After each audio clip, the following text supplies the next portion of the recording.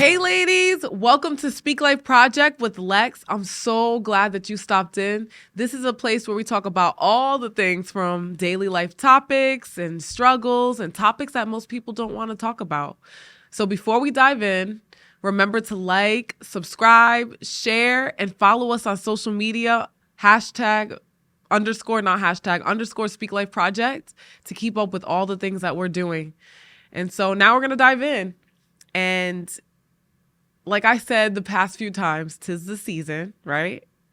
Like we're all singing the Christmas songs, jingle bells, jingle bell, jingle. Or like me, I found this YouTube Christmas instrumental thing. It's called Christmas trap music, which is so funny. But it's like the Christmas songs, like the classics, but with the beat. And so all of a sudden you'll hear the tune to Jingle Bells, dun, dun, dun, dun. Then all of a sudden this beat is like boom, boom, boom, boom. So I just think it's so funny because it just adds some little spice and flair. If you know me, I like that. And whatever you're listening to this year, it's always an uplifting, exciting time. Some people start decorating the day after Halloween. Some traditions are decorating the day after Thanksgiving. I like to decorate around that time, like after Thanksgiving, because I feel like if I was to do it after Halloween, I'd just be bored quick with it. So I always just start around then. But that's basically what I want to talk about today, is the subject on traditions. So we all have traditions. And basically, if you don't know what a tradition is some sort of custom or belief or something that you do as an individual or as a family that's passed down for generations to generations. And so that can look like something, for example, around Christmas, like every single Christmas morning we get up, and I'm not saying for me, I'm just giving you an example of a tradition. Some people get up and they make like homemade cinnamon rolls. And then after the cinnamon rolls, they like to say a prayer and then open the gifts or something. That's like a tradition. And you do it every single year as a kid growing up. Next thing you know, you're an adult, you get married, then you do it every single year with your kids. And then basically the tradition goes on and on. And so what are some of your traditions? I would love to hear like what you guys like to do for Christmas, Thanksgiving, all the different holidays. What are some things that you guys have done or that you're doing? And the great thing about traditions is that it can be broken. Like I was that person that if it wasn't perfect, the traditions, and it didn't line up the way that I wanted it to be, I felt like the whole holiday was ruined. Like you could just throw the whole thing away because I was like, that's it. It's ruined. We didn't do it the way that I used to do it as a kid, or which is so silly to me because I didn't realize that I was that extreme until now looking back. I'm like, oh my goodness. Like that was kind of just scary. But a lot of us walk in that same boat. Like if it's not the way that we expect it to be, that tradition, then we literally can allow it to ruin the whole time together with family or the whole holiday in general and what we're supposed to be focusing on in the first place. And so it's funny because in my household, I love traditions. And with my family, when I first got married, I was like, I'm so excited I get to either carry on these traditions or create new ones with my spouse. And then when I have kids, I get to show them those traditions. And then I just started to get excited. But then I quickly found out that my husband, he could care less about traditions and holidays and different things. So it was so funny to see the extreme because I'm like, yes, let's go all the way. And then here he is and he's like, it's just another day. And I'm like, what do you mean it's just another day?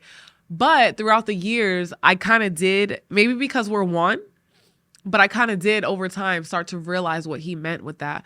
Because I would literally allow when something didn't go all the way, like I said earlier, to ruin the whole day. And then it would make it worse for him. He's like, see, he's like, this is exactly why I hate traditions and why I hate holidays and stuff, because one little thing that you don't think that goes your way, you allow it to just ruin the moment and us doing things together as a family. Because that's really what a tradition is supposed to do. It's supposed to bring you together to do things together as a family. But like I said before, if we're not seeing it in that way, we can easily just like turn it into just a mundane routine that we do because it's something that's comfortable and something that we've always done. So why did I bring this subject up? Because what I finally realized personally in my own life was that it's okay if things don't go my way. We're just doing it so that we can do something together as a family. And so if I'm trying to make the gingerbread man and my kid bites it or throws it on the floor and it breaks, it's not going to ruin the whole moment. My friends, even some of my friends would tell me, they're like, take pictures of those moments, laugh, like get a good laugh out of it because you're not going to get that moment back. And so when they begin to say those things over me and like tell me that, I was like, you're right. And so sure enough, I would take pictures of the moments that I thought would be frustrating because I'm like, it's not going the way that I expected it to. But when I begin to like loosen up a little bit and not be so uptight and just allow the kids to be kids and allow the moments to begin to happen naturally and not me try to create it, then that's when the true joy of the season, the true togetherness with the family begin to be even more special than it could have been if I tried to manufacture it. And that's a lot of times what we try to do as women and as moms. We try to manufacture the moment like, oh, it has to be that Hallmark moment. And it's probably because social media, it's probably because of the picture perfect Hallmark movies that we watch where everything is perfect. The girl next door has 10 kids, but somehow they still have 5 trees in their house that's decorated perfectly. Every single year they go to the same coffee shop in the same square where they do the Christmas tree lighting, and everyone's jolly and they're skipping and they made the Christmas crafts and nothing ever goes wrong. But that's not even true. That's not how life is. And so I think I used to like have that picture in my mind that it had to be like a Hallmark moment every single time. Like, okay, we're going to do this Christmas crafts. We're going to make gingerbread houses. And when we make the gingerbread houses, we're all going to be smiley and cheesy and happy. And it's just going to be perfect the way that we build the house. Nothing's going to go wrong. Like I literally had this mindset, like the Pinterest mindset. That's like another example. Pinterest, Hallmark, it all goes hand in hand.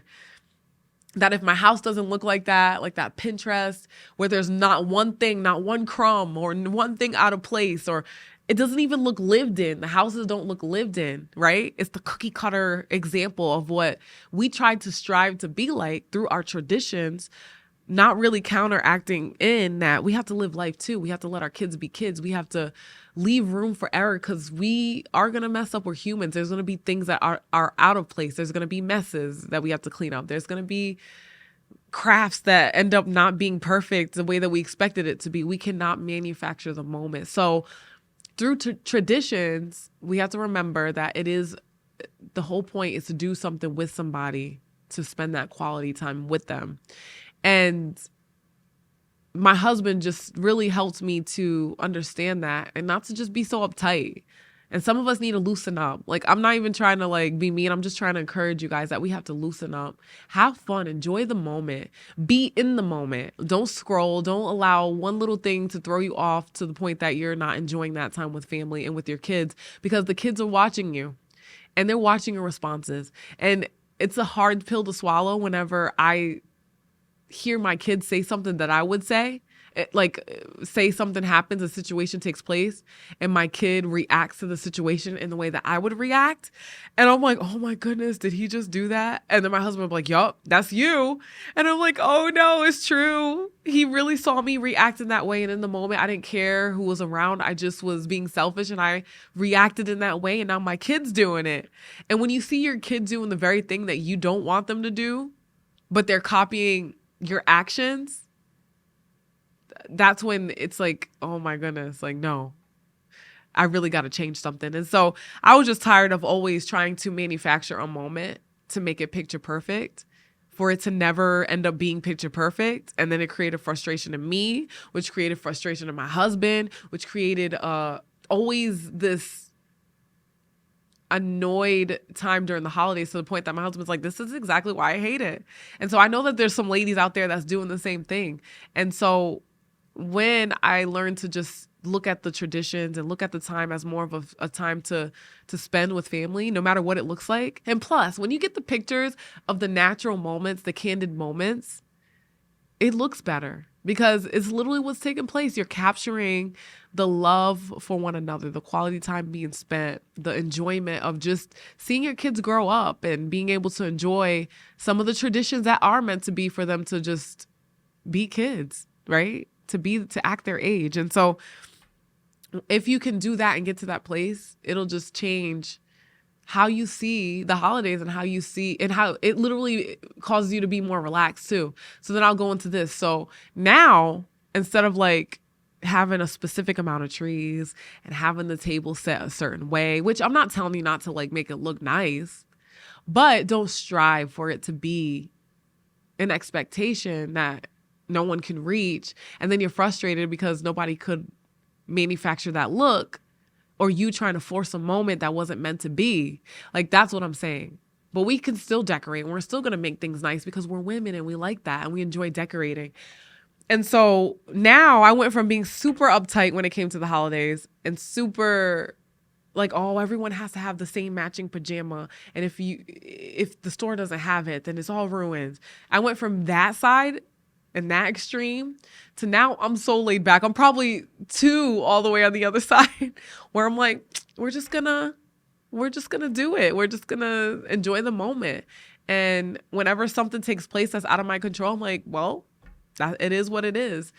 And it's funny because I feel like because I chose to just be more laid back in situations and say it's gonna work out and choose to learn how to be a problem solver during those situations and times, a lot of the things that I tried to force to happen kind of just falls into place. Like, it's just so weird how things like that happen. When you're actually like trying to force it and strive, it's like you're creating stress. You're creating a crazy environment. But when you're just going with the flow and not stressing and not being overwhelmed, those things that you desired kind of just start to line up and fall into place. And so I hope that this is encouraging you guys. I feel like traditions can be a touchy subject because a whole nother side of it is having to include your spouse's family into your traditions. So like I was mentioning earlier with my husband, he can care less about the holidays. His family celebrates, but not to the extreme that I was used to celebrating to. And so a Christmas morning for them would look like them eating breakfast and opening the gifts. And then they love to eat just steak, shrimp, and something else. They don't do like the traditional like ham or turkey or whatever. And I wasn't used to that. And so they do that for Thanksgiving too. They don't want to make the turkey. So they do the ham and they do the steak and the shrimp and something else, which is good. But at first, when I first met him, I was like, are we going to eat anything else? Like, is this all we're going to eat? And he's like, yeah. And then when Christmas came around and it was the same thing, I was like, so where's the turkey at? And he's like, oh, we don't like to do that. We do this. And I was like, oh. And so I would be salty the whole time. And then they're looking at me like, what the heck is always wrong with your wife? She always has a chip on her shoulder. And it's because I wanted it to be a specific certain way. So then he'll come to my side and then I'm sitting here stressing out and it has to be like this and it has to be like this and it has to have this napkin and we have to. And he's like, oh my goodness, like I want to go back to my side where it's more laid back and we're just chilling and eating shrimp and steak. And he's like, instead of all that. But so with my family, we did it a little differently. So we would wake up, we would wait for everybody to wake up. We didn't like force them to wake up. We're like, whenever everyone naturally wakes up, then we'll start. And then we gather around in the living room. I don't remember eating breakfast. I think we would eat it after. But Lance is the opposite. Like, he has to have breakfast in the morning or he's going to die. And so he was used to just eating breakfast first. And then my family, we're waiting for everyone to get up. We're like, we take forever. We're just taking our sweet time. So we gather together in the living room. And then my family would read the whole entire Christmas story. Not just like a little passage, but the whole entire story. And so I remember as kids, we're like, we just want to open our presents. And they're like, nope, we have to read the whole Christmas story. And so I laugh at it today because it's so funny. When my husband came, he's like, wait, are we going to read the whole thing? And I'm like, yes. He's like, oh my goodness. So we would read the whole thing. And then we didn't just let everybody open presents. all at the same time, we did it from like age. So we went from oldest to youngest. No, I'm sorry. We went from youngest to oldest. Open, and we still do this to this day. So the youngest would open one gift, then the next one will open one, and then the next one until the oldest. And then for round 2, we do it again. So the first one would open. And so we're there forever. And my husband's like, oh my goodness, this is so different because, his family's more fast paced. And then mine, we're just more slow. Like we're chilling. That's our quality time together. And so it's just so funny, like the different dynamics. And I'm sure with you and your spouse, if you have a spouse and a family, it's different. And so I didn't want my husband to be tortured every single time we did this. So I would take some traditions from my side. This is what we're doing now, because I heard someone say this and it spoke some words to me, to my heart. And they said something like, when you leave and cleave your family, because the husband leaves and cleaves, right? And clings to the wife. And when I leave my family and we join together as one, now it's your job to focus on your family when you have a family, right? It's not about your family anymore. It's about you and your family and what you're going to decide to do to raise them. Your family no longer are the ones that are dictating that. They can give you advice, right? But now it's up to you and your husband. How are we going to choose to raise our kids? Because we're not just our individual self and what we're used to growing up in, but now we have to compromise. We have to take some from this side, some from this side, and we got to create a new thing.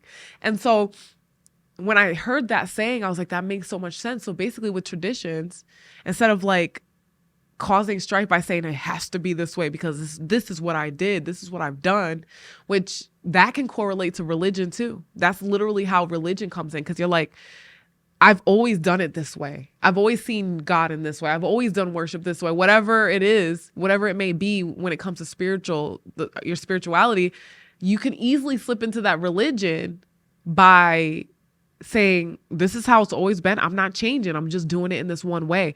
It's the same thing with tradition, and it goes hand in hand.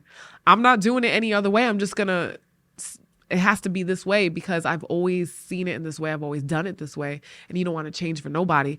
But when I heard that saying, I was like, that makes so much sense. As two people are becoming one, it's now our time to change up the things that we've done and mesh the two visions together as one, because now we're one entity and we're going to pour that into our kids, and we can't be divided. We got to be together. So now I'm like, I'm going to take a little bit from your side, a little bit from my side, and a little bit of what we want to do and put it together and create a new tradition, do a new thing for a new season, and create this thing that works for our family so that it's a joy for us as we create this new thing together. And so it went from being this negative thing to someone always being salty to this beautiful thing. Like, yeah, we're going to compromise and we're going to find out what our hearts are on both sides. And we're going to try to come up with a new thing. And I just love that word, because when you come up with a new thing, it's not the old thing. It's not what we're used to, but it's something that we get to try out together and create something that's maybe even better than you would have ever expected. And that's my story with this whole tradition thing, is that what I thought that should have been done and what my husband thought that should have been done, or the lack thereof, we chose to make a new thing. And I feel like it's even better than it was before, than how I grew up with some traditions, because it's our own thing. And I love my husband so much. And so we get to put a vision together that works for our family, that's tailored specifically for us. And so in that, I wanted to encourage you with traditions, that you can break what you're used to, take a little bit of here, take a little bit of that, and then take a little bit of a new thing and put it together to create something new for the season that you guys would enjoy for your family. And then I know that it could get ugly once you start adding in like in-laws and stuff, because there's some, like that movie says, monster in-laws. Not everybody is like that. My in-laws aren't like that. They're more laid back. And so I don't have to worry about that. But I've seen horror stories where like some of my friends, their in-laws are like, you have to be here on Christmas Day, or you have to be here for Thanksgiving, or you have to be here for the next day. And if you're not, then it's ruined. And so you have this pressure that they're putting on you. And you know, the whole dynamic with the son and the mother. It's hard for the son and the mother, for the son to say no to mama. And then mama's like that crazy person. And that's why the daughter-in-law is like, bro, I don't even want to be around you. I'd rather just go to my parents because I'm safe with them. I'm comfortable. My mom doesn't talk to me like that or try to manipulate the situation to get what she wants. And that's another thing that's hard, is that if you're a mother-in-law and you're like that and you try to manipulate your son or something so that it can turn into what you want, what you need, that ain't right either. That is not right. And so we don't want that. And I always pray to God that I never become that mother-in-law. And so I'm like, I never want to become that person, that mother-in-law that is like that, so much so that the daughter-in-law hates me, where she's like, bro, I don't want to be around you. I don't want you near me. I'm going to go to my side of the family. And then you never see your son. And I'm going down that road probably for a reason, because someone needs to hear that. But we don't want to be that person that is so smothering and so weird with your son that's grown, that's supposed to be, his wife is the first woman in his life now. It's not you anymore. And it could be a hard pill to swallow, but you have to remember that. And so when you're overwhelming and overbearing and that mother-in-law that's like extra, then you're pushing that whole situation away. And I know that that's not your heart and that's not what you want. So someone needed to hear that. And I hope that through this, you're encouraged to be like, you know what? I am that person and I don't want to be like that. And I want to see my kids for the holidays and I don't want it to be weird and chaotic and crazy. And I don't want to have to manipulate. So don't do it. And so moving right along, I said all I have to say is that sometimes we do have parents that may try to dictate certain things, and we have to set boundaries with that too. So if you're like in a situation where you're like, my parents say I have to be here on this specific day, and then the other side, your spouse's parents are like, you have to be here on this specific day. You guys got to come together as one and be like, you know what? They're not priority anymore. Our family's priority. So we have to figure out together what we're going to do. And that's when you have to set boundaries. And like I said, I'm speaking from experience. You have to set boundaries and say, you know what? We're going to choose to do what works best for our family. And then that's when you say, okay, so every other year we'll alternate. Like I've seen families do that. So one year we'll go to you for Christmas. The next year we'll go to you. Or I've seen people do it to where they celebrate Christmas Day with one set of parents and one set of family members. And then the other side, they celebrate the next day or they celebrate on Christmas Eve. There's so many ways to be able to create boundaries and compromise so that everybody feels like they're apart without creating chaos, without creating confusion, because God is not the author of confusion. He wants us to be peacemakers. So in order to do that, we have to grow a backbone. And then we have to set boundaries, no matter how hard it is. And then the whole reason for boundaries around this time, especially around this season, is so that nobody walks over you or dictates what you're going to say or do as a family, but you're going to choose to do that together. So remember that with traditions, it doesn't have to be something that's 100% your way, 100% the other way. It could be something that you do as a new thing together and taking bits and pieces from both sides and meshing it together to create a new tradition for you, your spouse, and for your kids if you have kids. And remember that they're watching you. So you want this to be a time where it's quality time spent together, where it's fun, where it's uplifting, encouraging, and where you're pointing them to Christ, because that's the whole reason for the season. So I hope that this encouraged you. Traditions are meant to be fun, and I can't wait to hear what all that you guys do as a family. And then if you're not married and you don't have kids, continue to do the traditions that you grew up doing. Like, have fun with that. You don't even have to worry about all the things that I was talking about. But in the future, it's good to know, like, hey, I didn't even think about it from that side, or I didn't know that that's what goes on when you get married. So you got a little glimpse into what can happen when two come together and you have to figure out a new life together. So it's going to be a great time. It's a great season. I don't like the cold, but you know what? Being able to be with family and friends and doing all the fun activities, the Christmas activities, is always a great time. So Father, I just pray for each and every person on here. I pray that if they are trying to set new traditions. I just pray that you would even have an influence on that, because we can include you in everything. So I pray that you would even pop in ideas on how you can mesh the two together if that's an issue. I pray that you would even be able to help them set boundaries with family members that overstep. I pray that this would not be a daunting time, a time where people are salty, where there's confusion and chaos, but this would be a time of togetherness, that this would be a time of unity amongst family and not division, but unity is what I pray, Father. And I pray that as we are setting a new thing, as we are setting new traditions, as we are coming together as one, as spouses that have been together for a long time, or new spouses, or people that don't even have a spouse yet, but they are amongst their family as well. I just pray that this would be a time of peace as well.